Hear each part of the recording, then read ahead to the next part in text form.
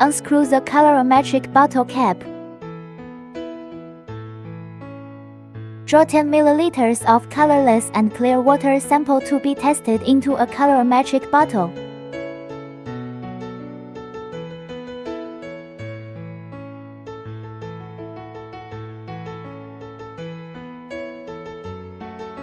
Close the upper cover tightly.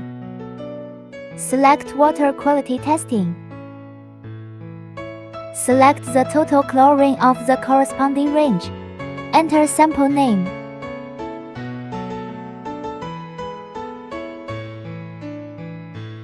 Clean the bottle body with a mirror cloth. Put in a colorimetric bottle. Click OK.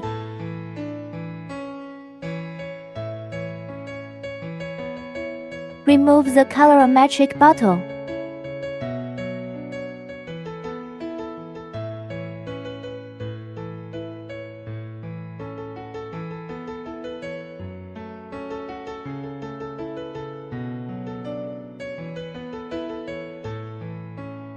Add 1 tablespoon of total chlorine detection reagent.